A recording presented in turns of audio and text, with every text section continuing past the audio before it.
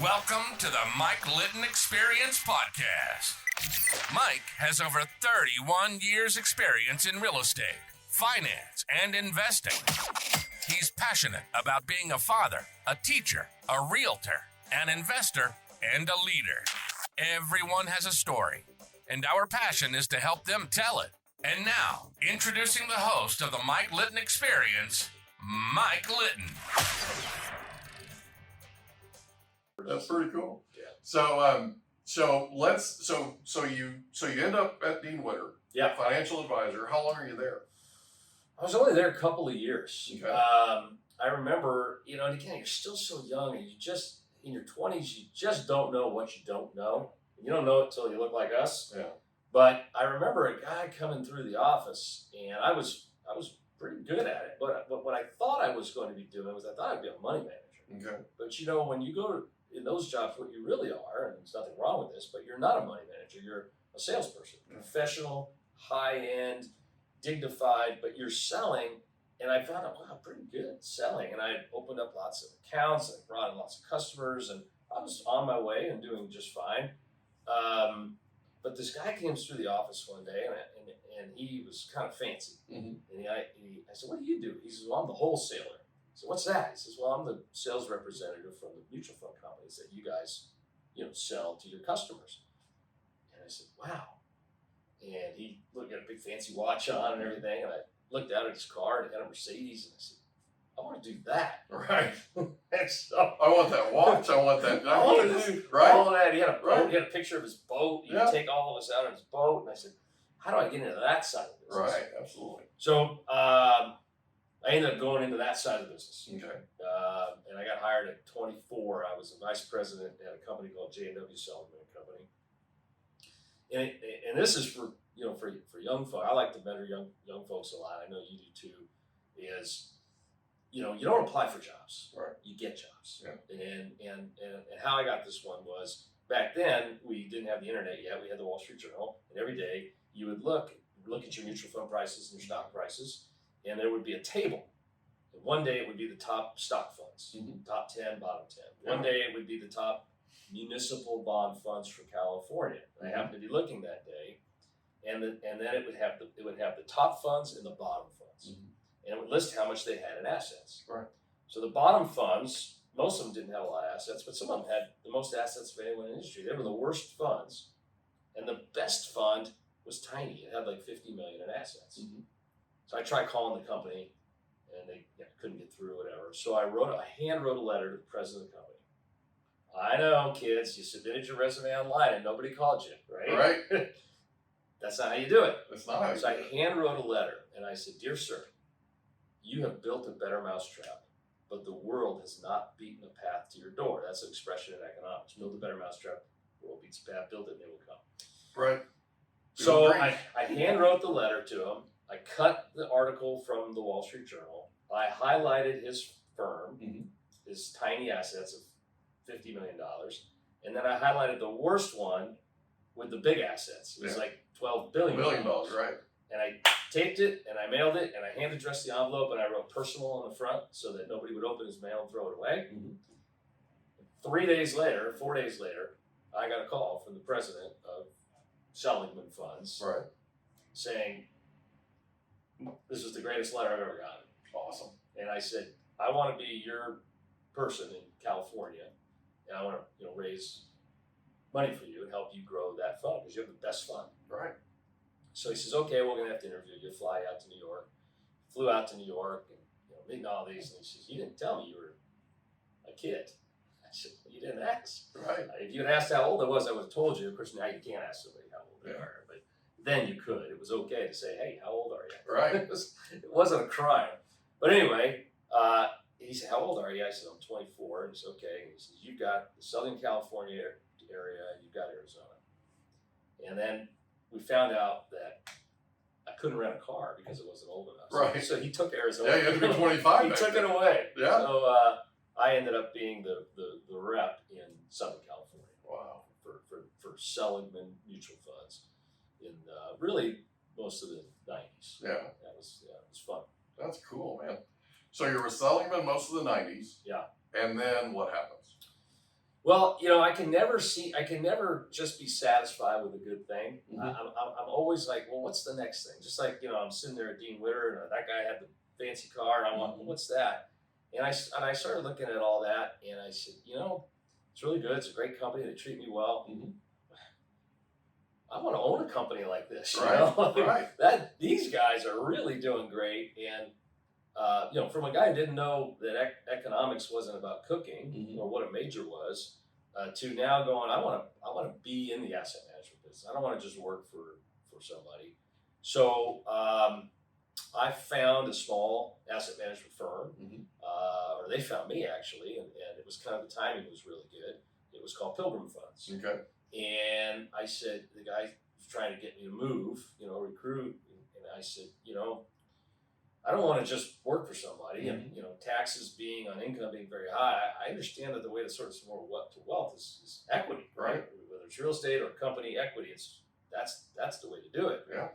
And you got to make an income too because you got to feed your family. And I've got 2 kids at this point. And he says, "Well, you can buy all the equity you want." I said, "I could be your partner." He says, "Yes, you can." So Beautiful. we put a deal together, and I bought in Mhm. with what I had, and we grew that company. Yeah. And we grew it from, oh gosh, I may get these numbers wrong, but it was a couple billion in management to 30 or 40. Wow. And I was at this time I was still in my 20s, and I was able to. They gave me a pretty big job. I was the head of all distribution, which was sales, which was marketing, which was national relationships with the big brokers that distribute the funds, and we hired a lot of people. We risked our own capital, and we were able to sell it to a company called Reliastar, which is a big insurance and asset management firm out of Minnesota, and we sold it to them. And I stuck around for a little while, not long, because now I'm just back. I realize, okay, Here I am working for somebody. I'm in the big company thing, and there's never anything wrong with these big companies. There's nothing wrong with people that like the safety of that lifestyle, but just my little gut and my heart, I like kind of captaining the ship. Sure. Some people like to captain, some people like to crew, and I just felt like I need to captain. So I started this company in 2004. Right. It was called Efficient Market Advisors. Right. I'd never done that. Was your office in Solana Beach your first one? No, I was in one of those. What do you call them? Where you share office space. Oh, executive suite. Executive suites. Yeah, I was in an executive suite over on High Bluff Drive in San Diego. Yep. And that was. I've been in that office. that was the cheapest way to go because I didn't know if I would be successful or not. This is 2 things matter in business to be successful, and only 2 things in the end. Number 1, what's the gross margin? And number 2, does the company cash flow? Yeah. And if you don't have a gross margin that's sizable and you can't cash flow after a certain period of time, you're just done no matter what the business is. So I was very, very, very careful about expenses. Yeah. So I had in my car, I had a box, and in my box I had my college diploma and a picture of my family. Yeah. And so when I was meeting with an investor or a client at the executive suite, I took the box out of the car, I put it under the desk, I hung those 2 items behind the desk, I put a picture of Mary back on the other credenza, and we would have our meetings. Yeah. And I would travel a lot. So I got to learn, how do you start a company? Right. You got to file with the Secretary of State. Oh boy, in every other state it's $30 a year, $50 a year. In California, every LLC, as you know, $800. Yeah. Most expensive. Yeah. You got to get your articles of incorporation. You need to do payroll. You need to have a payroll service. You need to have banks. You need to have budgets. You need to have balance sheets, income statements, trial balances, reconciliation, credit card, all this little stuff. I knew asset management. I knew distribution of asset management, but I got to now learn how you actually run a company. Yeah, when you're the captain, it's an education. Yeah, a lot of people want to be the captain, and then you get there and go, I don't want to be the captain anymore. Well, there's a lot to it, especially in California. California is so unbelievably overregulated compared to, Florida, Texas, different places like that. It's not the most business friendly place in the world, but it's a great place to live, and I love it. And obviously I've been here 43 years. So. Yeah. Yeah. So we wouldn't trade it. No, I wouldn't trade it. If I got put in charge, I might cut some of the regulations. You'd want to encourage business, right? Yeah, you right. Would. They wouldn't put me in charge, but they should actually. $800 for every LLC is high, yeah. And if you call the Secretary of State in Sacramento, you don't get through. That it's a process, and it just is what it is. But we were able to do it, and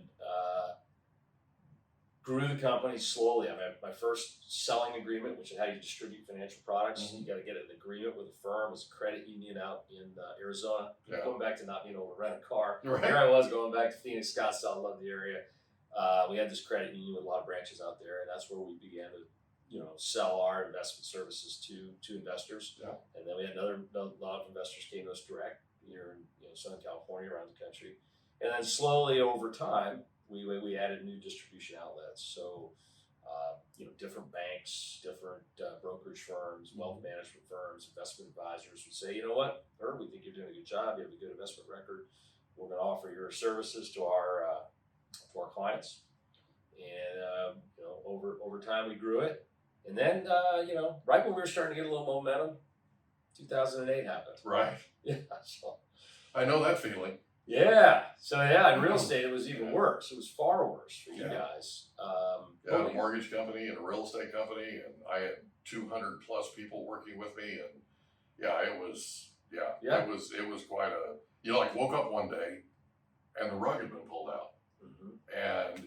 And I truly believe, we'll talk more about this later, but by the way, we're spending the day together, so we're gonna catch up on a lot of stuff. We got cigars. That's later. right. That's right. Golf. We got all kinds of things to do. Yeah. But one of the things that I truly believe is there's a lot of PTSD going on right now because of 2008. Not just with millennials, just with business people. Period. Because there are a lot of people out there that are not. They're not taking their capital and using it and risking it. They're hoarding it to an extent because they're waiting for the other shoe to drop. Like true. You actually called, you made a call earlier this year that there'd be a recession, right? And I truly believed you were right. Believed you were right. And we were wrong. I really thought there would be.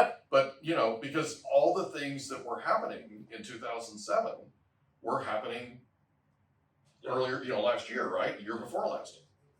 And a whole bunch of us who were old dogs in this deal, right? I've only been doing this for 31 plus years.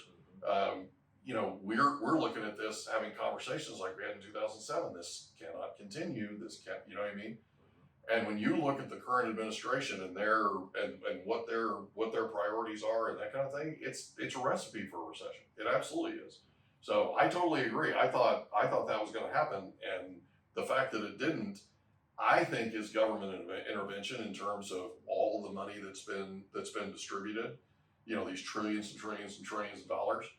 I think it's basically a sugar high. My opinion, right? But it's interesting. It's interesting that we're sort of waiting for the other shoe to drop. I don't think we'll ever have another 2008 simply because of all the things that are in place, Dodd-Frank and all those other things. But I do believe there's a recession coming, and I do believe that there's a whole lot of people, a lot of them I know, that have a lot of capital that they're holding on to cash, and they're just kind of holding tight to wait for something to happen. So it's very true. And if you go back a generation, when I first started in the industry, there were still a lot of investors around who well remembered the Great Depression. Yeah. And those people really didn't. Well, there was a lot of bank failures back then too, so they didn't really trust anything. There was still the coffee cans, the mattresses, the mayo jars, the mayo jars, the high level of distrust of the capital markets in general, and the stock market in particular. This generation, who's now their level of distrust came from, 08. But the good news is we were able to manage through 08. We're a diversified manager. We're balanced. We have bonds and stocks. We have treasuries, things that did well. And, as a money manager, you don't avoid disaster. You do better than the disaster, right? And then you recover more quickly. If you can do that, you have a successful track record, and that attracts people. And so that's what we did. And it's been good. Yeah. It's been fun. To your credit, you survived through the deal. We survived. That's awesome, buddy. So we hope you enjoyed another episode of the Mike Litton Experience. If you did, do us a favor, smash that subscribe button, tell your friends, family, and coworkers about our program, and wherever you get your podcasts, please leave us a rating. It helps us to connect with quality people just like you. And that's a wrap. Another episode of the Mike Litton Experience in the books. Reach out to Mike on Instagram at Litton Realty. Want to meet with Mike? Check out Calendly.com/Rio760.